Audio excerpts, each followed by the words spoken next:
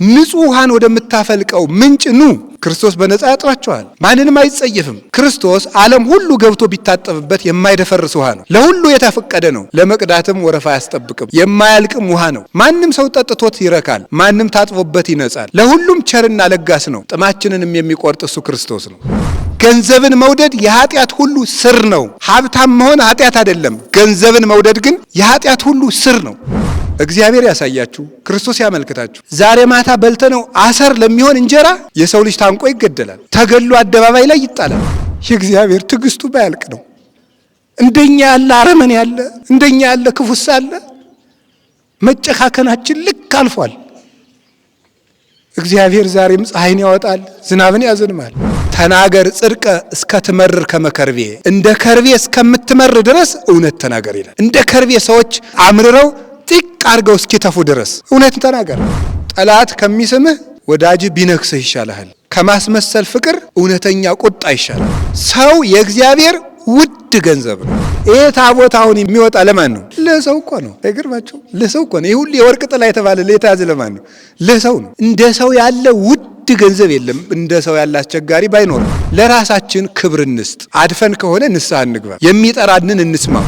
የተጠመቃችሁ ክርስቲያኖች ሁሉ ክርስቶስን ለብሳችኋል። ክርስትና ስንነሳ ራቁታችን የምንነሳው እንደው ብር ስለሌለን ነው። ለ40 ቀን ልጅ ልብስ መግዛት ማንም አይቸግረው። ለምንድን ነው እንደዛ የሚደረገው? ድንግል ማርያም ሆይ ስለ ንግስትነትሽ እመቤቴ ነሽ፣ ስለ ርኅራኄሽ ደግሞ እናቴ ነሽ ይላል ክርስቶስ። እንደው አይገርማችሁም? ግን የሰማይ አምላክ እናት እኛም እናታችን ብለን እንድንጠራት ሲፈቅድልን ራሱ እኔ ድንግል ማርያምን እናት ብዬ ሲፈቅድልን ብርሃኑን ለብሶ የሚኖር ጌታ እርቃኑን በቤተልሔም ተወለደ። የቁራ ጫጩቶችን ሳይዘነጋ የሚያበላቸው አምላክ እናቱ እንጀራና ውሃ እየለመነች ያሳደገችው፣ ውሃን በፍኙ የሚሰፍረው አምላክ ኃጢአተኞችን በቃሉ የሚያነጻቸው ቀዳሴ ማያት የሆነ ክርስቶስ በውሃ መካከል ተጠመቀ። እንደ ሰውም ኖረ።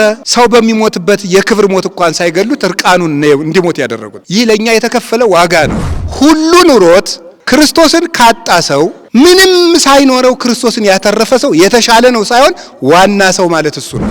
ቂርቆስ መራራ ቅጠል እየጠጣ ቃልህ ለጉሮሮ ጣፋጭ ነው ብሎ በዘመረባት ቤተ ክርስቲያን ሰዎች እንጀራ እያበላንም ቃሉ አይጣፍጣቸውም። ሃሌሉያ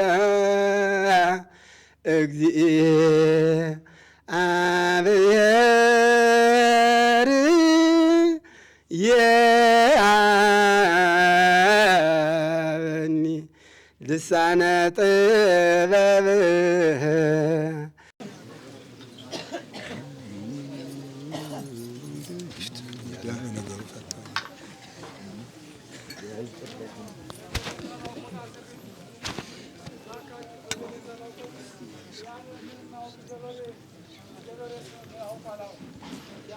በስመ አብ ወወልድ ወመንፈስ ቅዱስ አሐዱ አምላክ። በስመ አብ ወወልድ ወመንፈስ ቅዱስ አሐዱ አምላክ። በስመ አብ ወወልድ ወመንፈስ ቅዱስ አሐዱ አምላክ አሜን። ይትባረክ እግዚአብሔር አምላክ አበዊነ ቅዱሳን ዘሰብሐ ምህረቱ በላዕሌነ። ምህረቱን ቸርነቱን ይቅርታውን በሕይወታችን ላይ ያጸናልን የአባቶቻችን ፈጣሪ እግዚአብሔር በሀብት ስቦ በረድኤት አቅርቦ የቸርነቱን ሥራ ስለሰራልን በጎውን ነገር ሁሉ ስላደረገልን ስሙ ለዘላለም የተመሰገነ ይሁን። የእናታችን የቅድስት ድንግል ማርያም የቅዱሳን መላእክት የቅዱሳን ነቢያት የቅዱሳን ሐዋርያት የቅዱሳን ጻድቃን ረድኤታቸውና በረከታቸው ከእኛ ጋር ይሁን። ብፁዕ አቡነ መቃርዮስ በኢትዮጵያ ኦርቶዶክስ ተዋሕዶ ቤተ ክርስቲያን የምዕራብ ካናዳ ሀገረ ስብከት ሊቀ ጳጳስ፣ የቅዱስ ሲኖዶስ አባል፣ ክቡር መምህራችን መምህር አባ ገብረ ሥላሴ ምህረት የርዕሰ ገዳማት ወአድባራት ጣና ቅዱስ ቂርቆስ የአባቶችና የእናቶች አንድነት ገዳም አበምኔት፣ የተከበሩ መምህራችን ወላዲ አእላፍ የኔታ ነጥቃ ጥበብ በደብረ ልዑላን መድኃኔ ዓለም የድጓ መምህር፣ ብዙ ሊቃውንትን ያፈሩ የደብራችን የድጓ መምህር ልብሰ ወርቅ፣ ሌላም የድጓ መምህር አሉ፣ መምህር ዳዊት። የተከበራችሁ ሊቃውንተ ቤተ ክርስቲያን፣ መምህራን፣ አባቶች፣ ካህናት፣ ወንድሞች፣ ዲያቆናት፣ መነኮሳትና መነኮሳያት፣ የእግዚአብሔር ቤተሰቦች ሁላችሁ አንድ አምላክ በሚሆን በአብ በወልድ በመንፈስ ቅዱስ ስም እንዴት አደራችሁ? እንዴት ሰነበታችሁ? እንዴት አረፈዳችሁ? ቸርነት የባህሪ ገንዘቡ የሆነ ፈጣሪያችን ምሕረቱንና ይቅርታውን አድሎ ለዚህ ሰዓት ስላደረሰን ስሙ የተመሰገነ ይሁን። በሰላም ያደረሰን አምላክ ክብር ምስጋና ይግባው። በመካከላችን ተገኝቶ እንዲያስተምረን እንዲመክረን ቅዱስ ፈቃዱ ይሁንልን። ትመስል መንግሥተ ሰማያት መድፍነ ዘው ውስተ ገራይት ወረኪቦ ብእሲ ሀብአ ውስተ ገራይቱ። መንግሥተ ሰማያት በእርሻ መካከል የተሰወረ ገንዘብን ትመስላለች። የማቴዎስ ወንጌል ምዕራፍ 13 ቁጥር 44 ላይ መንግሥተ ሰማያት በእርሻ መካከል የተሰወረ ገንዘብን ውድ ገንዘብን ትመስላለች። ወይም የተሰወረ ገንዘብ በሚል ርዕስ ነው የምንማማረው። የተናገረው ጌታችን መድኃኒታችን ኢየሱስ ክርስቶስ ነው። ያስተማራቸው ለቅዱሳን ሐዋርያት ነው። ምሳሌ መስሎ አስተምሯቸዋል። ያንን ያደረገበት ምክንያት ምሳሌ ካጋንንት እንዲሰወር ማለት የንጉሥ ምስጢር ሊሰሙ የሚገባቸው የንጉሥ ባለሟሎች ብቻ ናቸው። ምስጢር ሊሰሙ የሚገባቸው የተመረጡ። የንጉሥን አዋጅ መጀመሪያ በቤተ መንግሥት ወዳጅ የሆኑ ይሰሙታል። ከዚያ በኋላ እንደሚገባው ለሰው ይነገራል። የእግዚአብሔር የመንግሥቱ አዋጅ ወንጌል ቃለ እግዚአብሔር ነው። እኔ የዚህ ዘመን ሰው አንድ ሰው በተንቀሳቀሰ ቁጥር ልቡ ተሰርቆ ሰይፍ ቢመጣ እኮ ጥላችሁ ነው የምትሮጡት። ምን ሆናችሁ ነው? የምናገረው እኮ የክርስቶስን ቃል ነው። እየተቆጣዋችሁ እንዳይሆን እንጂ ሐሳባችሁን ከቃሉ ጋር አድርጉት። ዲያብሎስ በጣም ተንኮለኛ ነው። ከተንኮሉ መካከል አንዱ የሰውን ትኩረት መስረቅ ነው። የሰውን ትኩረት ይሰርቃል ሆን ብሎ። በምን እንደሚሰርቀን ራሱን የሚያውቀው። እየሰማችሁኝ ነው? አዎ። በጣም ለምሳሌ ስብከት እየተሰበከ አንድ አጋንንት ከስብከት መሃል የሚጮኸው ለምን መሰላችሁ? በስብከቱ ተቃጠልኩ ለማለት ነው? አይደለም። ሰዎች ስብከቱን እንዳይሰሙ ለመበጥበጥ ነው። ስለዚህ ስራዬ ብላችሁ የእግዚአብሔርን ቃል ስሙ። የእግዚአብሔር አዋጅ ነው።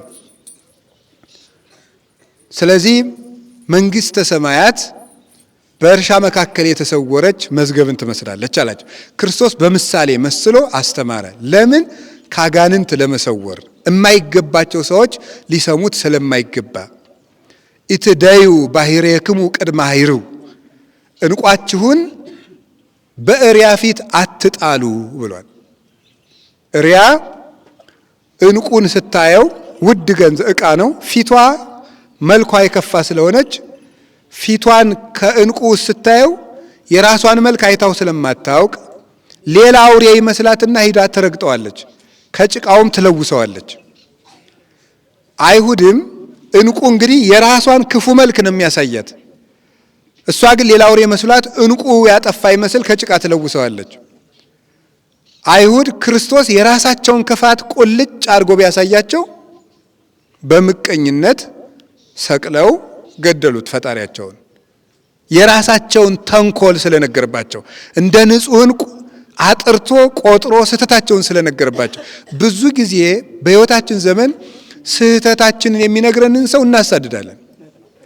ስህተታችን የሚነግረንን ስህተት የሚመሰክርብንን ሰው ከቻል ዝም እናሰኘዋለን። ካልቻለ ደግሞ ሰው አንዳንዱ ይገላል።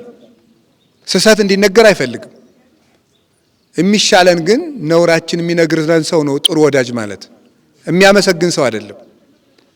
እገሌ ከፋብህ፣ ከጥርስ ላይ እቤት ልትወጣ ስትል ጥርስ ላይ ጉድፍ አለ ያለ ያ ወዳጅህ ነው።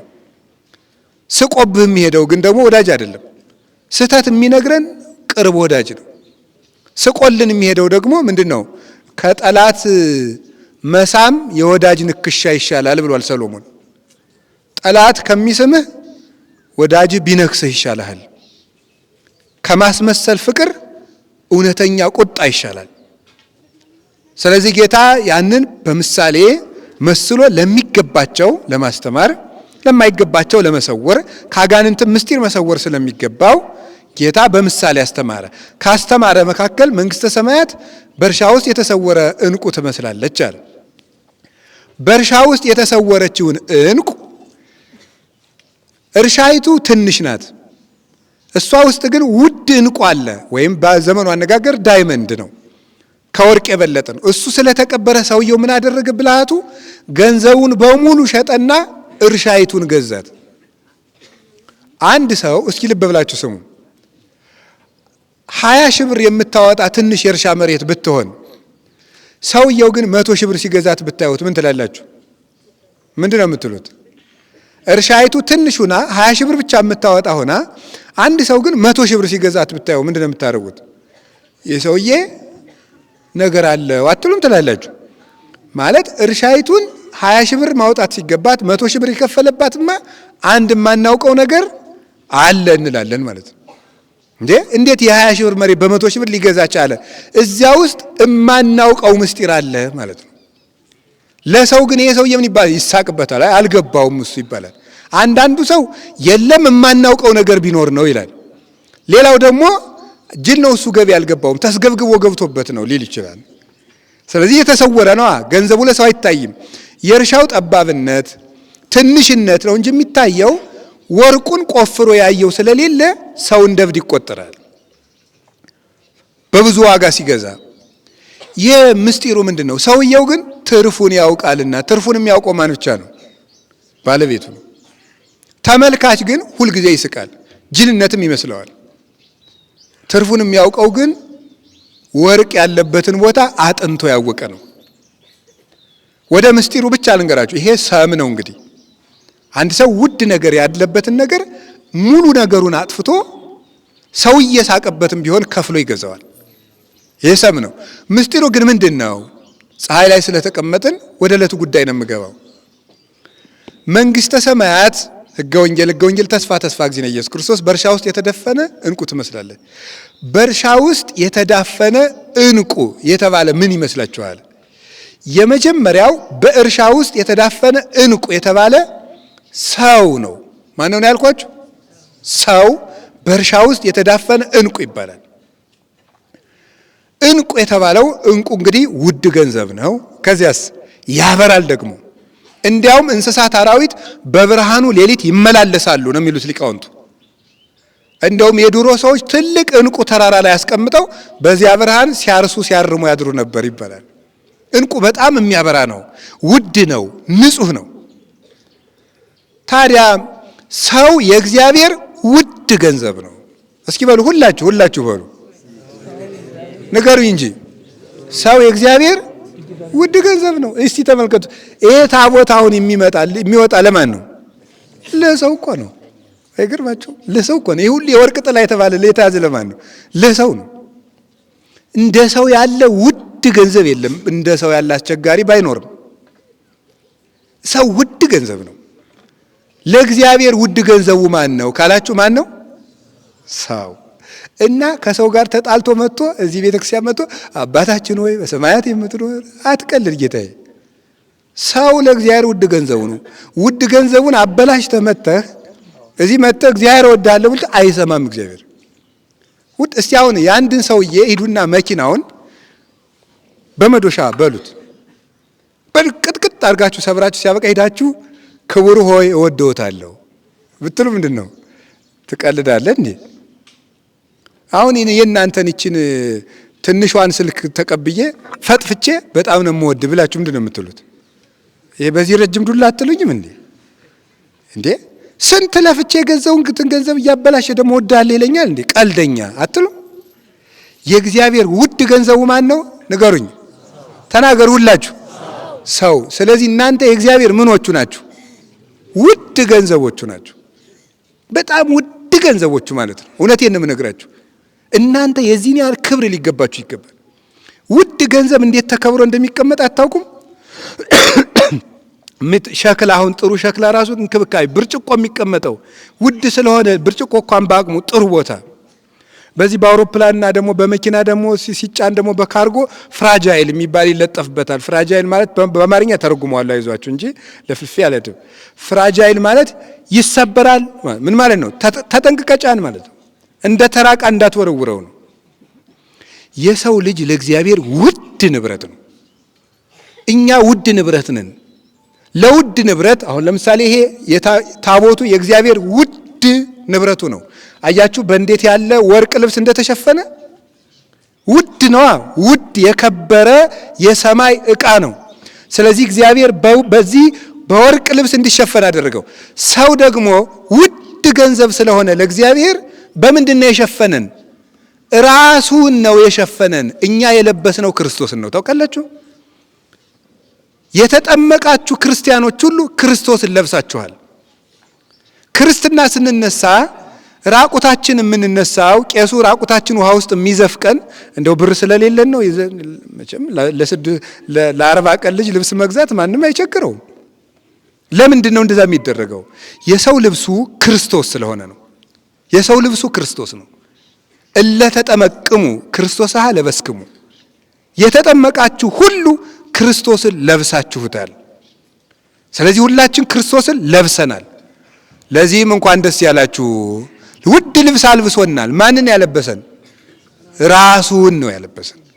ራሱን ለውድ ገንዘብ ውድ ቦታ ይዘጋጅለታል።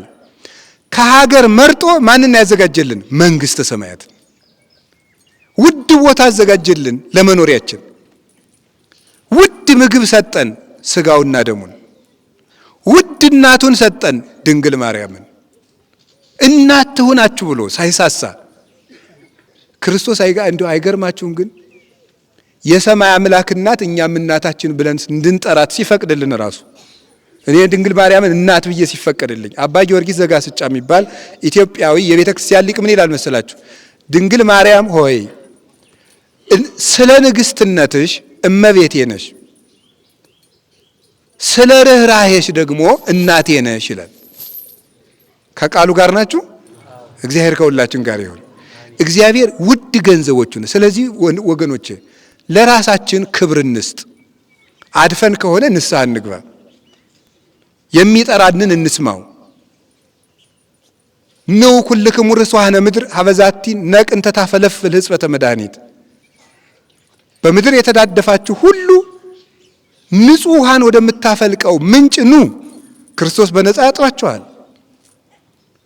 ማንንም አይጸየፍም። ክርስቶስ ወልደ እግዚአብሔር የማይደፈርስ ባህር ነው። አንድ አጠገባችን ያለ ውሃ 3-4 ሰው ገብቶ ቢታጠብበት ይደፈርሳል። ክርስቶስ ዓለም ሁሉ ገብቶ ቢታጠብበት የማይደፈርስ ውሃ ነው። ለሁሉ የተፈቀደ ነው። ለመቅዳትም ወረፋ አያስጠብቅም። የማያልቅም ውሃ ነው። ማንም ሰው ጠጥቶት ይረካል። ማንም ታጥቦበት ይነጻል። ለሁሉም ቸርና ለጋስ ነው። ጥማችንንም የሚቆርጥ እሱ ክርስቶስ ነው። ስለዚህ ሰው ውድ ገንዘብ ነው። ያ ሰውዬ በእርሻ ውስጥ እንቁ ተዳፍኖ ነበር አለ። እንቁ የተባለ ማን ነው አልኳችሁ? ተናገሩ እንጂ። በጣም ጥሩ። እርሻ ምንድን ነው? ምድራዊነት፣ ስግብግብነት፣ ሆዳምነት፣ ገንዘብ ወዳጅነት ነው። መስገብገብ፣ ብር ብር ብር፣ አይናችን ይብረር አይባል ነገር። መስገብገብ፣ ገንዘብ የኃጢአት መስሩ ለኩሉ እከይ አፍቅሮ ነዋይ ውእቱ። ገንዘብን መውደድ የኃጢአት ሁሉ ስር ነው። ሀብታም መሆን ኃጢአት አይደለም። ገንዘብን መውደድ ግን የኃጢአት ሁሉ ስር ነው። ታውቃላችሁ? ገንዘብን መውደድ ማለት ሀብት ማከማቸት ብቻ መሰላችሁ? ይሄ ውድ ዕቃ የመያዝ ፍላጎት እኮ ራሱ ስግብግብነት ነው። ታውቃላችሁ? ውድ ዕቃ፣ ውድ ልብስ መግዛት፣ ውድ ሰው ያላዘውን ስልክ የመያዝ ፍላጎት፣ ሰው ያልገዛውን ሰዓት የመግዛት ፍላጎት፣ በቃ ውድ ነገር መመኘት ፍጹም የማይጠግም ርካሽ ፍላጎት ማለት እሱ ነው። ገንዘብ ወዳድነት የኃጢአት ሁሉ ስር ነው። ሁለት ጌቾ ተብሎ ተጠርቷል። እና እርሻ የተባለ በእርሻ የተዳፈነው ዕንቁ ማለት ሰውን ያህል ክቡር ፍጡር የገንዘብ ፍቅር አዳፈነው። ዛሬ ዓለምን የሚያጋድለው ደም የሚፈሰው ደም አልቆም ያለ ለምንድን ነው? በገንዘብ ፍቅር ነው። እየተጋደለ ያለ ደም እየፈሰሰ ያለ የድሃ ልጅ እንደ ዶሮ የሚታነቀው ለምንድን ነው? በገንዘብ ፍቅር ነው። እግዚአብሔር ያሳያችሁ፣ ክርስቶስ ያመልክታችሁ። ዛሬ ማታ በልተነው አሰር ለሚሆን እንጀራ የሰው ልጅ ታንቆ ይገደላል፣ ተገሎ አደባባይ ላይ ይጣላል። ለኛ የሚደረግልን ምህረት ምን አይነት ነው? ሰማያት ተከፍተው ዝናብ ማዝነማቸው የእግዚአብሔር ትዕግስቱ ባያልቅ ነው። እንደኛ ያለ አረመኔ ያለ፣ እንደኛ ያለ ክፉስ አለ? መጨካከናችን ልክ አልፏል። እግዚአብሔር ዛሬም ፀሐይን ያወጣል፣ ዝናብን ያዘንማል። ዘመዶቼ እግዚአብሔር በዓመት አንድ ጊዜ መተን የምንቀልድበት አምላክ አይደለም። ምህረት ከሰው ልጆች ይፈልጋል። ምህረት ሳይኖረን ምህረት ልናገኝ አንችልም። ጨካኝ ሆነናል፣ እየተገዳደልን ነው። በገጠር ያላችሁት ሁሉ መስማት አለባችሁ። ክላሽ ይዞ ማስቀደስ አለ፣ ቅዳሴ አለ። ነፍስ የገደለባችሁ ሰው ቢኖር ያንን ነፍስ የገደለባችሁን ሰው ስለገደላችሁት የሞተው ሰውዬ ይመለሳል? አይመለስም። የሰው ያለህ ነው የሚያሰኘው። አምላክ የሞተለት ሰው ተናቀ። ለአንድ ሰው እኮ በግ አይደለም የታረደው፣ ክርስቶስ ነው የታረደለት። ታውቃላችሁ? ሰው ክቡር ነው። ለሰው አምላክ ሞቷል። ውድ ገንዘቡን በእርሻ የተዳፈነ ዕንቁ ፍለጋ ያለውን ከፈለ ማለት ዓለም ያዳፈነውን የሰው ልጅ ለመፈለግ ክርስቶስ ራሱን አሳልፎ ሰጠ። ያለውን ሸጠ ማለት አንዴ የርሶም ኩሉን ዘባይልውቱም ኩሉ ማለት ነው። ራሱን ባዶ አደረገ ማለት ነው። ራሱን ባዶ አድርጎ የሰው ልጅን ለማዋጀት መጣ በትሕትና ሁሉ ሳለው።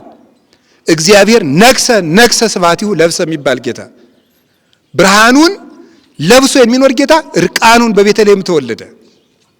ውሃን በፍኙ የሚሰፍረው አምላክ ኃጢአተኞችን በቃሉ የሚያነጻቸው መንጻት እንደሚያስፈልገው ሁሉ እንደ ሰው መንጻት የማያስፈልገው ሲኖር ቀዳሴ ማያት የሆነ ክርስቶስ በውሃ መካከል ተጠመቀ።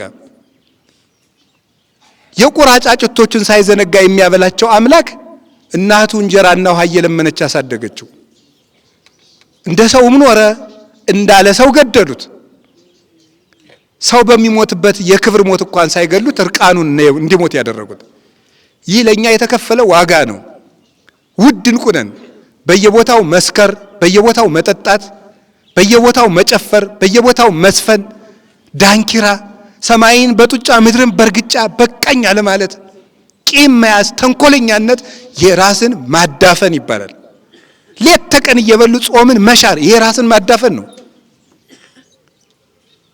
እግዚአብሔር ያሳያችሁ። መድኃኔዓለም ልቡናችንን ይመልሰን። ውድ ዕንቁ የተባለ ማን ነው? ሌላኛው ውድ ዕንቁ የተባለ ክርስቶስ ነው ራሱ። አሁን ደግሞ እርሻው ማን ይሆናል? እርሻይቱ ድንግል ማርያም ናት። ክርስቶስ ዕንቁ ነው። እርሻይቱ ውስጥ ያለው ማለት በድንግል ማርያም ማህፀን የተገኘው ክርስቶስ ውድ ገንዘባችን ነው። እስቲ ውድ ገንዘባችን በሉ። ማን ነው እሱ? መድኃኒታችን ኢየሱስ ክርስቶስ ውድ ገንዘባችን ነው። ውድ ገንዘባችን ነው። ያላቸውን የሸጡ የተባሉ እነማን ናቸው? ያችን እርሻ ማለት ዕንቁ ስላለባት ማለት ክርስቶስን ለማግኘት ራሳቸውን ሁሉ የጣሉ የተባሉ እነማን ናቸው? እነ ቅዱስ ቂርቆስ ናቸው። ክርስቶስን ለማግኘት ያላቸውን ሁሉ የተው እነዚህ ምን ይባላሉ? ብልህ ነጋዴ ይባላሉ። ብልህ ነጋዴ የሚባለው ክርስቶስን ያተረፈ ሰው ነው። ሁሉ ኑሮት ክርስቶስን ካጣ ሰው፣ ምንም ሳይኖረው ክርስቶስን ያተረፈ ሰው የተሻለ ነው ሳይሆን ዋና ሰው ማለት እሱ ነው። ምንም ሳይኖረው ክርስቶስን ትርፍ ያደረገ ሰው ቅዱስ ጳውሎስ ሁሉን እንደ ጉድፍና እንደ ምናምንቴ እቆጥረዋለሁ ወረሰይክዎ ለኩሉ ከመ ዕዳው ሁሉን እንደ ጉድፍ እቆጥረዋለሁ ከመ እርብሖ ለክርስቶስ ክርስቶስን ትርፍ አደርግ ዘንድ ይላል። ክርስቶስን ረብ ጥቅም በቁየት አደርግ ዘንድ ያለኝን ሁሉ ላጣው እወዳለሁ ይላል። ከቃሉ ጋር ናችሁ? እግዚአብሔር ከሁላችን ጋር ይሁን። እና ተመልከቱ፣ የተሰወረ ገንዘብ ለምንድን ነው የተባለ? ይህ ዓለም ምቾትን ያስተውላል እንጂ ክብር ምቾት ውስጥ አለ ይላል እንጂ ስቃይ ውስጥ ክብር አለ ብሎ ያስባል? ይህ ዓለም መልበስ ውስጥ እንጂ እርቃን ውስጥ ክብር አለ ብሎ ያስባል? ይህ ዓለም መብላት መጠጣት መጠንከር ውስጥ እንጂ መድከም ውስጥ እረፍት አለ ብሎ ሊያስብ ይችላል? አያስብም። ዓለም ያላስተዋለው የክብር መገኛ የተባለው ሰማዕትነት ነው። የተሰወረ ገንዘብ የተባለ ዓለም ምቾትን ሲያይ መከራ ውስጥ ግን ክብር አለ። ዓለም ገንዘብን ሲያይ ድህነት ውስጥ ክብር አለ። ዓለም ክብርን ሲያይ ውርደት ውስጥ ክብር አለ። ለክርስቶስ የተዋረዱት ውርደት የዘላለም ክብር ነው። እንዴት እንደሆነማ ዛሬ ተመልከቱ። ይኸው ቅዱስ ቂርቆስና ቅዱስ ኢየሉጣ የሚመሰክሩልን ይሄን ነው። እናታችን ቅድስት ኢየሉጣ አንጌቬናይት ናት። አንጌቬናይት ማለት ምንድን ነው? እማዋልደ ንግሥት ማለት ነው። ወይም እማዋልደ መንግስት እንደማለት ነው። የነገስታት ወገን ማለት ናት። እመቤት ማለት ነው። ከነገስታት የተወለደች ሮም ውስጥ የተወለደች፣ በዚያ ጊዜ ደግሞ ሮም ውስጥ መወለድ በሚያስከብርበት ጊዜ የተወለደች ናት።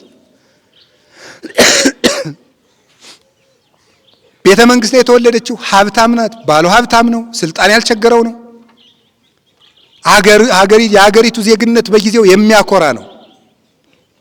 ነገር ግን ከሮም መንግስታት ጋር ክርስቶስን ክጄ ከሚመቸኝ ከክርስቶስ ጋር በስደት እዋረዳለሁ፣ ክብርንም እዚያ አገኘዋለሁ ብላ ከሮም ተነስታ ወደ ጠርሴስ ተሰደደች። ወደ ተርሴስ ከተማ ልጇን ይዛ ለክርስቶስ ነው። የሚሰደዱ ብፁዓን ናቸው እንዳለ ጌታ። ተሰዳ ስትሄድ አስመስሎ መኖር ይቻላል፣ ይመቻት ነበረ። ልጇን ይዛ ስትሄድ የሸሸችው ንጉሥ ተከትሏት ደግሞ ሄደ። ተይዛ ቀረበች። ማን ነው ስምሽ አላት። ኢየሉጣ። ክርስቲያን ነው ስሜ አለችው። ማን ነው ስምሽ? ክርስቲያን። ማን ነው ስምሽ ስትባል ምን አለች? ንገሩኝ እንጂ። አቤት። አሁን እናንተ ከዚህ በኋላ ብትጠየቁ ማን ናችሁ ብትባሉ ሸዋ፣ ጎንደር፣ ጎጃም፣ ወሎ፣ ኦሮሞ፣ ትግሬ፣ ጉራጌ ትላላችሁ ወይስ ክርስቲያን ትላላችሁ? ተናገሩ እስቲ። ክርስቲያን በሉ እንጂ። እንደዚህ ያለ መታወቂያ በሰማይ የለም ዘመዶች። በሰማይ የምናሳየው የጎጥ መታወቂያ የለም ጌታዬ። ሰማይ የሚያስገባው መታወቂያ ክርስቲያን የሚል መታወቂያ ነው። እስኪ ክርስቲያን በሉ። ክርስቲያን ከሆን ሁላችን ስንት ነን ማለት ነው? አንድ ነው። ክርስቲያን ነኝ አለችው። ኧረ እባክሽ ሌላ ስምሽን አላት። እኔ ክርስቲያን ነኝ አለችው። ክርስቲያን ነው ስሜ። ሰዎች ያወጡትን የፈረሰውን የሚበሰብሰውን ጊዜ የሚሸረውን ስም ከፈለክ ኢየሉጣ ነኝ አለችው። ለጣዖታት ስገጅ አላት። አይ እኔ ለረከሱ ጣዖታት አልሰግድም። ሃይማኖት እውነት ነው የምትል ከሆነ የ3 ዓመት ሕፃን ልጅ እንፈልግና ሰው የማያታልለው እውነት የሚናገር ልጅ እንፈልግና እሱ የነገረንን እናምልክ አለችው። ልጇን እንዳይገሉብኝ ብላ ከከተማው ዳር ጥላው መጥታ ነበረ። ሲፈልጉ ወታደሮች የራሷን ልጅ አገኙ። ይዘውት መጡና ቅዱስ ቂርቆስ ፊቱ እንደ ፀሐይ ያበራል። ብሩህ ገጽ ነው። ደስ እያለው ነው የመጣ የ3 ዓመት ልጅ። ከዚያ በኋላ ምን አለ መሰላችሁ?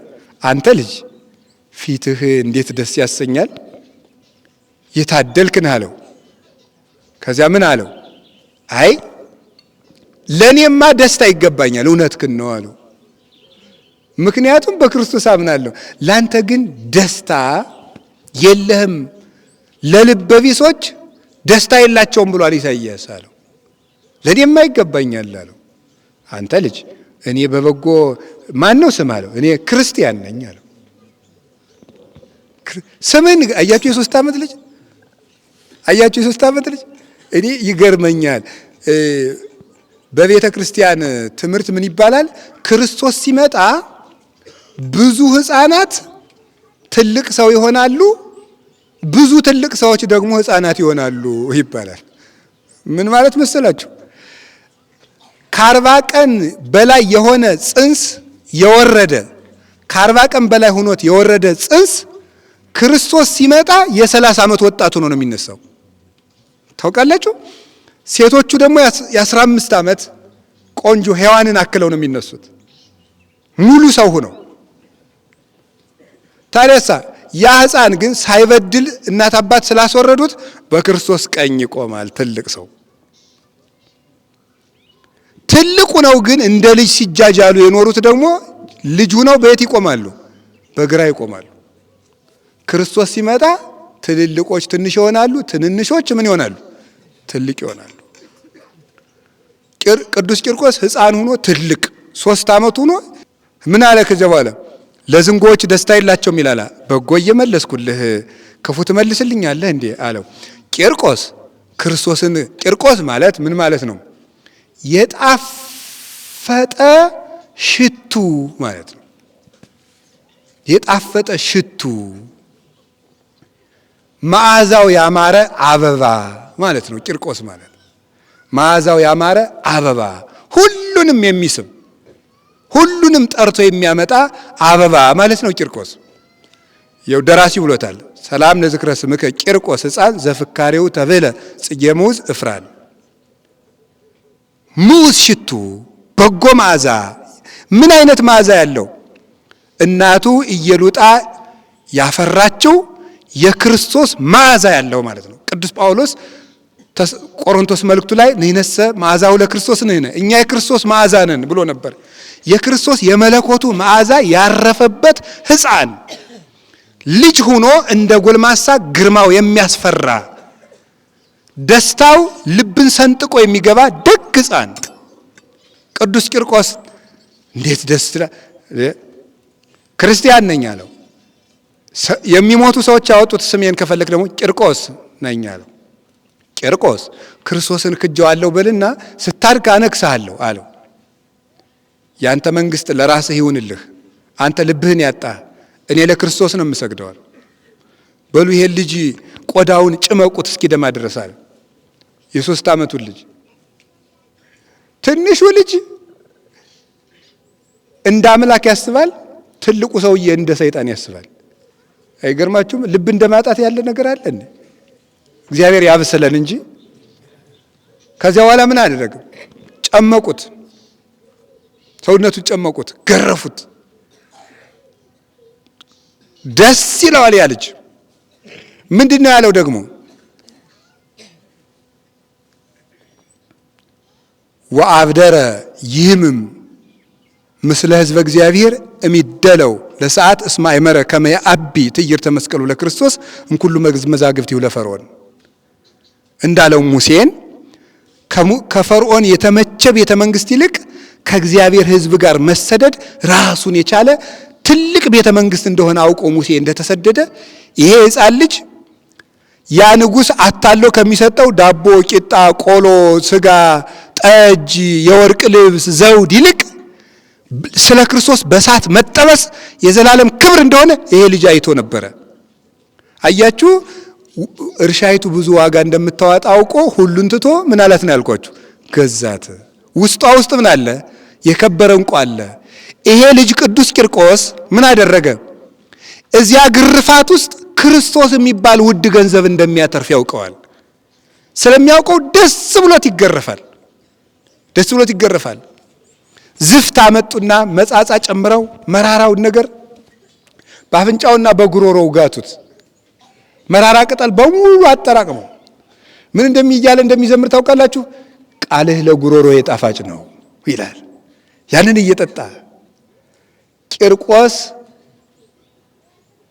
መራራ ቅጠል እየጠጣ ቃልህ ለጉሮሮ ጣፋጭ ነው ብሎ በዘመረባት ቤተ ክርስቲያን ሰዎች እንጀራ እያበላንም ቃሉ አይጣፍጣቸውም።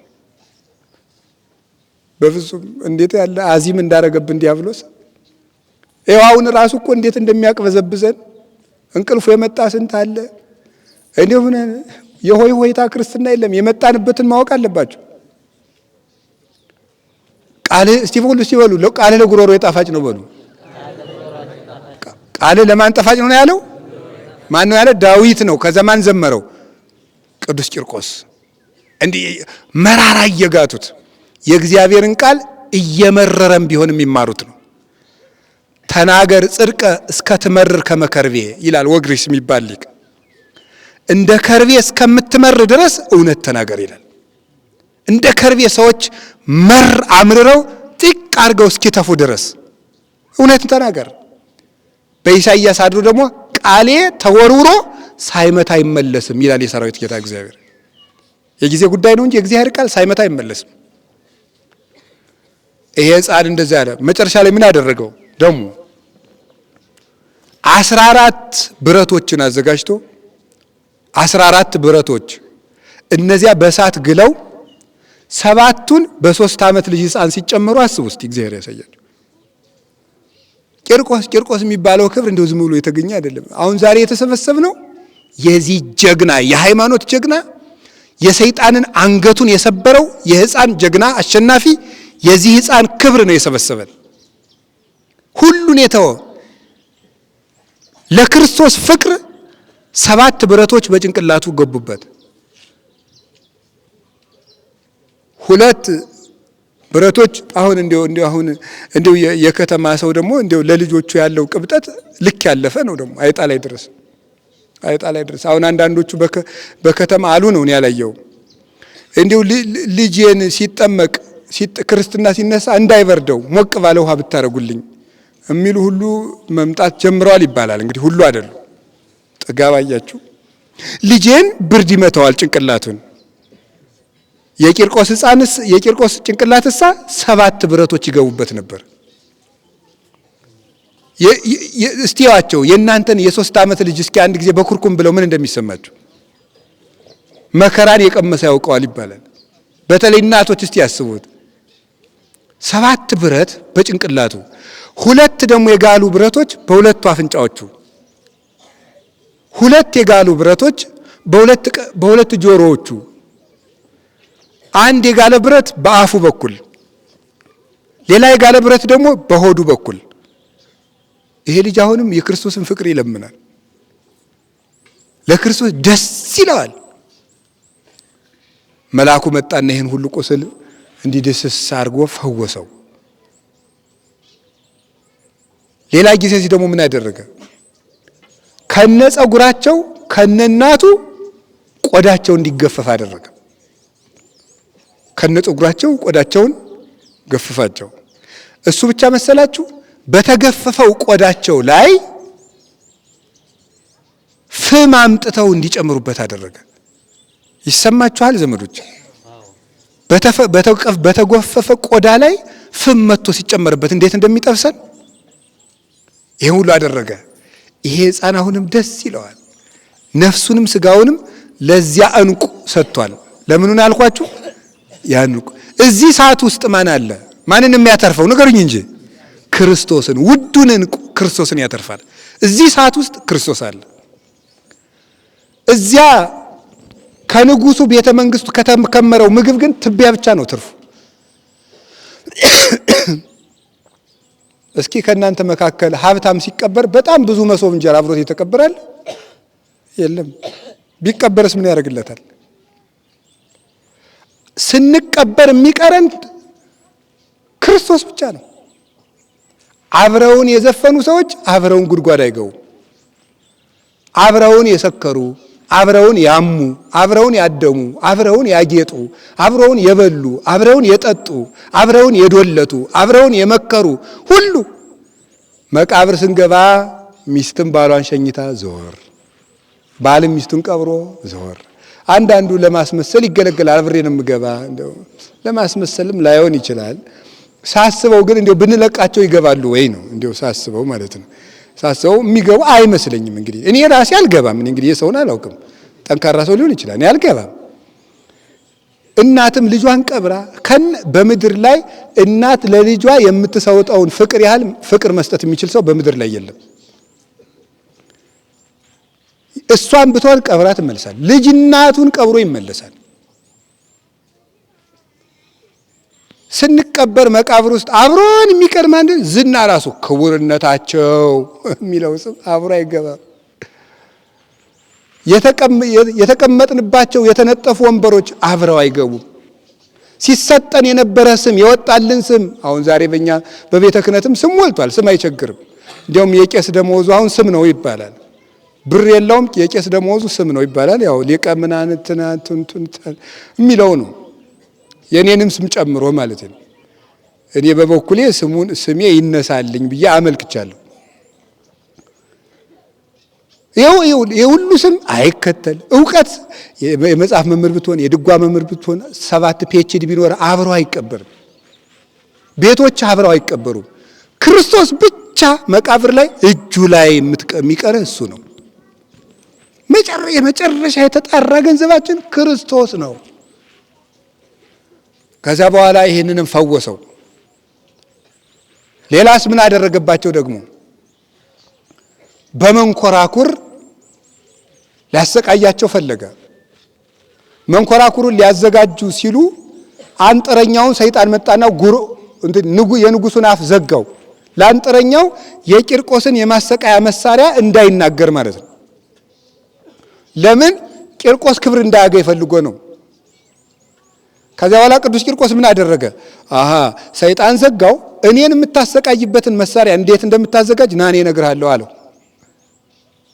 ዓይን የሚያወጣ ጭንቅላት የሚሰብር አንጀት የሚያወጣ አጥንትን የሚያደቅ አንገት የሚቆለምም እና የሚፈጭ መሳሪያ አዘጋጅ ብሎ አሰራሩን ራሱ ቅዱስ ቂርቆስ ነገረው ራሱ። ምክንያቱም እዚያ የስቃይ መሳሪያ ውስጥ አንድ የተዳፈነ ዕንቁ አለ። ማን ነው ያልኳችሁ? ንገሩኝ እንጂ መድኃኔዓለም ክርስቶስ ነው። እዚያ መንኮራኩር ውስጥ አለ። እረፍት ውስጥ ግን የለም። እዚያ መንኮራኩር ውስጥ አስገባና ፈጨው። ጌታችን ኢየሱስ ክርስቶስ በምህረት እጆቹ ደሰስ ሲያደርገው እንደገና ተነሳና ቅዱስ ቂርቆስ ሂዶ ፊቱ ላይ ቆመ። ኧረ እንግዲህ የምን ላድርግ ብሎ ሰለቸው። በአራት የብረት ችንካሮች የ3 ዓመት ሕፃን የብረት ችንካሮች በአራት የብረት እስከ ጭንቅላቱ ድረስ ቸነከረው። ጌታ መጥቶ ፈወሰው። መጨረሻ ላይ በበርሚል የሚፈላ ውሃ አዘጋጀ። ሐምሌ 19 ላይ የምንማረው ቅዱስ ያሬድ ድምፅ ለጽህር ከመነጎድጓድ ክረምት የሚለው የበርሚሉ ድምፅ እንደ ነጎድጓድ ከሩቅ የሚሰማ እንደ መብረቅ የዚያ ድምፁ ሲሰማ የእናታችን የቅድስት ኢየሉጣ ትንሽ የሃይማኖቷ ትጥቅ ላላ አለ፣ ከበዳት። ወደ ፈተና አታግባን ማለት ይሄ ነው። መከራ የማንችለው መከራ መጥቶ ፈርተን እንዳንክድ ጠብቀን ማለት ነው። ደከማት። ያው ቅድም እኮ እንደዚህ ዘንጉስ ሄጣ ጸለየ ላቲ ወልዳ ያሉት ነው። ዘንጉስ ሄጣ ማለት ንጉስ ሊሸነግላት ሊያታልላት የነበረችውን ልቧን ዘንበል ሊያደርገው የነበረችውን ሰው ልጇ ጸለየላት። ከዚያ በኋላ ምን አላት? የእናቱን ሕፃን የእናቱን የቀሚሷን ጫፍ ይዞ ከታች የ3 ዓመት ልጅ ነው ድንኩል እያለ የተፍርሂ ንፈጽም ገድለነ ነይ እንግባ ገድላችንን ፈጽም ይላታል። ልጅ እናቱን ወደ መሶብ ይጎትታል፣ ወደ እሳት ይጎትታል። እስኪ ተመልከቱ። ሕፃን በእድሜሁ ወሬዛ በሃይማኖቱ የሚባለው ለዚህ ነው። በሃይማኖት የበሰለ ትልቅ ሰው በእድሜው ደግሞ የ3 ዓመት ልጅ ንጉስ ነው። ቅዱስ ቂርቆስ እየጎተተ ይዟት ሄደ። ኧረ አይሆንልኝም አለችው። አትፍሪ አይዞሽ። ኋላ ወደ ሰማይ ቀና አለና ጌታዬ ሆይ የእሳቱን ድምፅ አስትተ የመላእክትን ድምፅ አሰማት፣ የበርሚሉን እሳት ማየት አስትተ እባክህ በሰማይ የተዘጋጀላትን ክብር አሳያት ልናት ያለ የወለዱት ይወልዳል ብሎ ሊነገርለት የሚገባው ለቂርቆስ ነው። በእውነት እንዲህ ያለ ልጅ ነው፣ የልጅ አባት። እናቱን መልሶ ወለዳት። እኛም እንደው እኔ እኮ በእድሜ እበልጠዋለሁ እኔ ራሴ። አያችሁ፣ እኔ ግን ምንድነው ምን ይባላል? ትልቁ ነን፣ ከልጅ በታች ነን የምናስበው። አባታችን የምናደርገው ክብር ነው እንዲያደርገው። የ3 ዓመት ልጅ ለእኔ ለታናሽ ኃጢአተኛ ሳይሆን ለፓትርያርኩ አባታቸው ነው። አታውቁም? ቅዱስ ስለሆነ ማለት ለሊቃነ ጳጳሳት አባት ነው። ጻድቃን ሰማዕታት አባት ናቸው። የ3 ዓመት ልጅ ነው፣ ግን በቅድስናው ግን የአባቶች አባት ለመባል አበቃው። የእናቱ አባት ሆናት። እንዲያውም የሊቃነ ጳጳሳት የካህናት ሁሉ አባት ሆነ። እዚያ በኋላ ምን አደረገ? ቀና ስትል የሰማዩን መስኮት ከፍቶ እግዚአብሔር የሰማዩን ክብር ሲያሳያት እንግባ ልጄ ከሳቱ እውነትህን ነው አለችው። እንዘ ወልዴ አንተ ልጄ፣ እስከ ዛሬ ድረስ አንተ ነበርክ ልጅ፣ እንግዲህ ሆና ግን እኔ ነኝ ልጅ። ከዚህ በኋላ ኢየሉጣ የቂርቆስ ልጅ ነው የምትባለው፣ አንተ ነህ አባት አለችው። ለሁላችንም ቅዱስ ቂርቆስ አባት ይሁነን። አዎ በእውነቱ ሁላችንም በሃይማኖት ያሳድገን። እንደ እናቱ በጡት አሳደገችው፣ እሱ ደግሞ በሃይማኖት አሳደጋት እናቱን። ትልቅ ሰውም ለካ ያድጋል። አይገርማችሁም? ትልቅ ሰው ያድጋል። ትልቅ ሰው ማደግ አለበት። መጨረሻ ላይ እሳት ውስጥ ሲገቡ መጥቶ ቅዱስ ገብርኤል እሳቱን አቀዘቀዘላቸው። ምክንያቱም በርሚሉ ውስጥ የተዳፈነ ዕንቁ አለ። ማን ነው እሱ? ንገሩኝ እንጂ። የሚፈላ በርሚል ውስጥ ማን አለ? ክርስቶስ በሉ። መንኮራኩር ውስጥ ማን አለ? የሚገለን ሰይፍ ውስጥ ማን አለ? የምንከብርበት ክርስቶስ አለ። ከዚያ በኋላ መጨረሻ ላይ ምን አደረገ? ጥር 14 ለ15 ጌታችን መድኃኒታችን ኢየሱስ ክርስቶስ እናትን ድንግል ማርያምን፣ ቅዱሳን መላእክትን፣ ቅዱሳን ነቢያትን፣ ቅዱሳን ሐዋርያትን፣ ቅዱሳን ሰማዕታትን፣ ቅዱሳን ጻድቃንን አስከትሎ ረቂቅ ነጋሪት እያስኮሰመ የምስጋና ጎርፍ እያጎረፈ ወደ ማን መጣ? ወደ ማን መጣ? ወደ ቅዱስ ቂርቆስ። ምን እንዳደርግልህ ትፈልጋለህ አለው። ሌሊት ስጋዬ እንዳይፈርስ እንዳይበሰብስ አድርግልኝ አለው። ስጋ አይፈርስም አይበሰብስም ዲበ ሰረገላ ኤልያስ አነብረከ ከመ ኢይማስን ስጋከ። ስጋህ እንዳይፈርስ እንዳይበሰብስ በኤልያስ ሰረገላ አኖርሃለሁ አለው። በኤልያስ ሰረገላ አኖርሃለሁ ማለት ኤልያስ እንዳልሞተ ባለመፍረስ ክብር ስጋህን እጠብቅልሃለሁ ማለቱ ነው። የኔ ስም በተጠራበት ቦታ ሁሉ ረሃብ እንዳይኖር አድርግልኝ አለው። ምንድን ተናገሩ እንጂ። የማን ስም በተጠራበት? አሁን የጣና ቂርቆስ ነው። አሁን እዚህ ረሃብ አለ የለም? የለም። በኢትዮጵያ በሙሉ ሁልጊዜ የምመሰክረው ነው። እግራችሁ እስኪነቃ የትም ገዳም መዞር ትችላላችሁ። እንደ ጣና ቂርቆስ እንግዳ የሚቀበል ገዳም የለም። እቅጩ ነው የምናገር። እየሰማችሁኝ ነው? በፍጹም ሰው እዚህ መጥቶ አሁን በቃ 700 800 600 እንግዳ ነው የሚከር። ገዳሙ እርሻ የለው፣ መሬት የለው፣ ፎቅ የለው፣ ምን የለው። እንግዳ ግን ሳይመረመር ይበላል። ሳይመረመር ማነህ የለ፣ የት ነህ የለ። እውነት ነው ሐሰት ነው? እውነት ነው። የማን ስም በተጠራበት ራብ ስለሌለ ነው? የቅዱስ ቂርቆስ ቃል ኪዳን ነው። እንዲያው እኔ ምስክር ነኝ። ይሄ ትንሽ መሬት ነበረው ገዳሙ። አሁን ውሃው ከፍ ብሎ ውሃውን ከፍ ያደረገው አምላክም ይክበር ይመስገን እርሻችን ቢያሰጥመውም እምቦጩ ያጠፋዋል ሲባል እግዚአብሔር ደግሞ ጣናን እንዲያውም ይበልጥ ጨመረው። የእግዚአብሔር ስራው አይገርማችሁም? ስለዚህ ውሃው ጨምሮ መሬት ቢወስድም እስካሁን ድረስ እዚህ በቅዱስ ቂርቆስ ረድኤት ፊቱ ጠቁሮ የሚመለስ እንግዳ የለም። አባቶቻችን በኮሮናው ጊዜ እንግዳ ቢመጣባቸው እዚህ ከገዳሙ ጓዳ ባይኖር በፎገራ ኮቸሮ እየገዙ የዩኒቨርሲቲ ተማሪዎችን ሲያበሉ ነበር። እዚህ በዚህ 2 3 4 5 ዓመት ውስጥ ማለት ነው። ጣና ቂርቆስ በልግስና የታወቀ ነው። ሰማይቱ ስላለ ነው። የሱ ስም ስለተጠራ ነው። ሰው አይሞትም። እኔ አሁን እዚህ እንደው ሰው ሲመረው እኮ ውሃ አጠራቅሞ ውሃ ልግባ በሚልበት አገር ዓለም ውስጥ እየኖር ውሃ ዳር እየኖርን እኮ ውሃ ገብቶ የሚሞትብን መነኩሴ የለም። አይገርማችሁም? እንዴ ሰው ሲጨናነቅ እኮ ብዙ ያስባል። የኔ ስም በተጠራበት የሰውና የከብት ሞት አይኑር ብሎ ነበረ። ውሃ ገብቶ የሚሞት ሰው የለም። አንደኛውን እግዚአብሔርን ትግል ካልገጠመ በፍቅር ማለት ነው። የለም። በገዳሜ የሚያገለግሉ ካህናትን እንደ ኢየሩሳሌም ሰማያዊት እንደሚያገለግሉ ሱራፌል አደርግልሃለሁ። ስም የተጠራበትን ገዳም የተሳለመ መቃብሬ ኢየሩሳሌምን እንደተሳለመ ቆጥርልሃለሁ። እንዴ እመወሃበ ብእሲ ኩሎ ንብረቶ ለፍቅር መንኖ ይሜንንዎ። እግዚአብሔር ለቂርቆስ ይሄን ቢሰጥ እግዚአብሔርን ልናማው ነው? ረበዛ ለቂርቆስ ልንል ነው እንዴ? የ3 ዓመት ልጅ ማማ ዳቦ ማማ ሻይ በሚልበት አፉ ለሱ ሲጠበስ ቢሰጠው ይሄ የተገባ ነው። የእግዚአብሔርም ልግስናው የቂርቆስም ትዕግስቱ ይገለጽ እንጂ እንዲህ አድርጎ ሰጥቶት ይሄ ገዳም 3000 ዓመት የሞላው ገዳም ነው። በረድኤት ተጠብቆ የሚበላው የሚጠጣው ሳይጎድል፣ ረድኤቱ ሳይፋለስ፣ ታሪኩ ሳይደመሰስ፣ መነኮሳቱ ሳይጠፉ፣ መጻሕፍቱ ሳይፋለሱ በእግዚአብሔር ቸርነት እስካሁን ድረስ አላሁን እስከ 42 ትውልድ እምርልሃለሁ ብሎ ቃል ኪዳን ገብቶለታል። የቅዱስ ቂርቆስን ስሙን የሚጠራ ሰው በመከራ ውስጥ ሆኖ ቂርቆስ ብሎ ጨርሶት ይቅርና ቂ ሲል ገና ይደርስለታል። ገና ቂ ሲል ያሰበው ቂርቆስን ከሆነ አምላከ ቅዱስ ቂርቆስ እርዳኝ ሲባል ማለት ነው። ሲበሉ ሁላችሁ በሉ ተናገሩ በሉ ደግሞ ባለፈው አንድ አባት እዚህ የቂርቆስን ገድል እኔ ገዝቼ ሰጠዋቸው። ወስጀው አሉ ቄስ ናቸው እኮ የቂርቆስ አምላክ እርዳይ ብዬ አይጥ እያስቸገረ ባነበው እልም ብሎ ዘሩ ጠፋ አለ። አሁንም አይጡን ዘሩን ያጥፋልን ነው። ተወዱታላችሁ። አዎ የሰው አይጥም አለ ሰውን እንኳን ያጥፋው አይደለም ይመልሰው። አሜን በሉ እንጂ።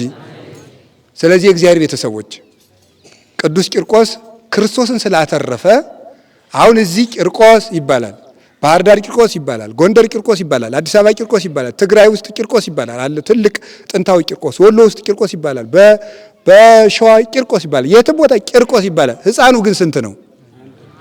ግን እንደዚህ ብሎ የተከበረ ምን ስላገኘ ነው? ውዱን ገንዘብ ማንን ስለገዛ ነው? ክርስቶስን ስላገኘው አካሉን ለመከራ ሽጦ ክርስቶስን ስለገዛ ይኸው 2000 ዓመት ሙሉ እያስከበረው እግዚአብሔር አለ። በገንዘብ የከበረ እስኪሞት፣ በገንዘብ የከበረ በሹመት የከበረ እስኪሻር፣ በመልኩ የከበረ እስኪያረጅ፣ ፊቱ እስከሚጨመዳደድ ምናምን፣ አይኑ ጥሩ የሆነ ሰውም እስከሚሞጨሙጭ ድረስ፣ ወገቡ ጥሩ የሆነ ሰውም እስኪጎብጥ ድረስ ምንድን ነው ክርስቶስ ያከበረውሳ እስከ ዘላለም ድረስ የቂርቆስ ስሙ ሳይታጠፋል። እሱን ያሰቃየው ንጉሥ ግን ይኸው ዛሬ ስሙንም የሚያስበውም የለ። ሄዳችሁ እንደው ቂርቆስን ያሰቃየውን ሰው እየታውቀዋለህ ብትሉ ማንም ያውቀው የለ። ከክርስቶስ ጋር መሰቃየት ለዘላለም ያስከብራል። ከሚያልፍ ነገር ጋር መጣበቅ ግን ለጥቂት ጊዜ አክብሮ ለዘላለም ያዋርዳል። ከክርስቶስ ጋር መኖር እንዲህ ያስከብራል። ለማንኛውም ግን በእርሻ መካከል የተዳፈነው ዕንቁ ይሏችኋል ክርስቶስ ነው። ሊቃውንትን ይህን በ5 ተርጉመውት ድካም ውስጥ ኃይል አለ በሉ። አንድ ጊዜ በሉ። አቤት ድካም ውስጥ። ስለዚህ ስትጾሙ ምን ታገኛላችሁ? አቤት ገበሬ ቁርስ አለው የለውም? እስኪ ንገሩ። ገበሬዎች አላችሁ መስክሩ። የለውም ገበሬ ማልዳ ተነስቶ አሁን እንኳን የከተማውን እየኮረጃችሁ ብዙ ነገር አበላሽታችኋል። ገበሬ ቁርስ የለውም። ማልዶ ተነስቶ ነው የሚሄደው ኋላ የሚበላው። እስቲ ከገበሬ አንድ ገበሬንና አንድን የከተማ ሰው ተራራ ላይ ሩጥ በሉት። ማን ነው ደህና አድርጎ የሚሮጥ? ያውላ ድካም ውስጥ ምን አለ ብያችኋለሁ? ኃይል አለ። ቁጭ ብሎ የሚውል እጅ አለ። የሚቆፍር ሰው አለ። ቶሎ እጁ የሚላጥ ማን ነው? ቁጭ አለው። ድካም ውስጥ ምን አለ አልኳችሁ? ኃይል አለ። ይሄ ነው የተሰወረ ዕንቁ ማለት። ስለዚህ ቤተክርስቲያን ጹሙ የምትለን ምን እንድናገኝ ነው? ንገሩኝ። ኃይል እንድናገኝ ነው። የተዳፈነ ዕንቁ ማለት በድካም ውስጥ ኃይል አለ። ኦርቶዶክሳዊ የመጽሐፍ ቅዱስ ትርጓሜ ማለት ይሄ ነው። ኃይል የሚገኘው ድካም ውስጥ ነው። ቅዱስ ቂርቆስ እየደከመ ተሰቃየ። ግን ምን አለው? ንገሩኝ። ኃይል አለው። አጋንንትን የሚያጭድ ኃይል አለው። ድካም ውስጥ ኃይል አለው። ድህነት ውስጥ ሀብት አለ። እስኪ በሉኝ፣ ንገሩኝ። ቅዱስ ቂርቆስ ምን ነበረው? ንገሩኝ። ምን ነበረው? ምንም አልነበረው። ግን ማን አለው? ክርስቶስ ስላለው ሀብታም ነው። ድህነት ውስጥ ሀብት አለ። ለእግዚአብሔር ብለው የደህዩት ድህነት ነው እንጂ ድህነት ጸጋ ነው እያላችሁ ደግሞ ተጎልታችሁ አትስሩ አሏችሁ። እንደሱ አይደለም ያልኩት። ትህትና ውስጥ ክብር አለ። ንገሩኝ። ትህትና ውስጥ ምን አለ? አዎ ክርስቶስ ለምሳሌ በበረት ተወለደ። እኛንሳ በየት አኖረን? አንበረነ ውስተ ሰማያት ምስሌሁ። እኛን የት አስቀመጠን? በሰማይ። በረት መወለዱ ውስጥ የኛ የሰማይ ልዕልና አለ። ትህትና ውስጥ ክብር አለ። ሐዘን ውስጥ ደስታ አለ። ሐዘን ውስጥ ደስታ አለ። የምትስቁ ወዮላችሁ፣ የምታለቅሱ ብፁዓን ናችሁ ያለ ጌታ ለዚህ ነው። የተዳፈነ ዕንቁ ማለት ኦርቶዶክሳዊነት መከራ ውስጥ ደስታን ማግኘት ነው። እኛ ደግሞ የምንፈልገው ደስታ ውስጥ ደስታን መፈለግ ነው። ደስታ ውስጥ ደስታ አይገኝም። ሐዘን ውስጥ የተገኘ ደስታ ግን ለዘላለም ይኖራል። ክርስትና እንዲህ ነው። ስለዚህ የእግዚአብሔር ቤተሰቦች ከቃሉ ጋር ናችሁ። ርዕሳችን ምንድን ነው? የተዳፈነ በእርሻ ውስጥ የዳፈነ ዕንቁ ነው። ስለዚህ የሚያዋረድ ሰው ሳይሆን የሚዋረድ ሰው ውስጥ ክብር አለ። ራሳችን ዝቅ አድርገን በትዕቢት ሳንፎካከር። አሁን ቤተ ክርስቲያናችንም ሀገራችንን እያጠፋት ያለ ምን እንደሆነ ታውቃላችሁ? የኃጢአቶች ሁሉ እናት ትባላለች። ፕራይድ ወይም ኩራት፣ ትዕቢት ማለት ናት። የኃጢአቶች በሞቴ የኃጢአቶች እናት በሉ። አቤት የኃጢአቶች እኔ የእነንትና ዘር እኔ እንትን ይሄ ኩራት ያጠፋል። ትህትና ግን ያስከብራል። ቅዱስ ቂርቆስ ትሁት ሆነ፣ ከበረ። የከበረው ንጉሥ ደግሞ ተዋረደ። እርሻ ውስጥ የተዳፈነ ዕንቁ ማለት ትህትና ውስጥ ክብር አለ። የሚያዝ ሰው ውስጥ አይደለም ክብር ያለ፣ የሚታዘዝ ሰው ውስጥ ክብር አለ።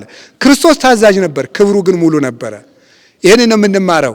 ስለዚህ ሰማዕቱ ቅዱስ ቂርቆስ ይህን የተዳፈነ ዕንቁ ክርስቶስን ድንግል ማርያም የወለደችውን ዕንቁ ራሱን ሰጥቶ እንዳገኘ እኛም ሰውነታችን ገዝተን ፈቃዳችን ቆርጠን ራሳችን ለክርስቶስ ፍቅር አሳልፈን በመስጠት በክርስቶስ ብርሃን እንድንከብር የእግዚአብሔር ፈቃድ ይሁንልን። መድኃኔ ዓለምን እንደው ብፁዕ አባታችን ያሳርጉታል። አንድ ጊዜ ቆማችሁ አንድ ነገር ላስበላችሁ። በሉ ቁሙ።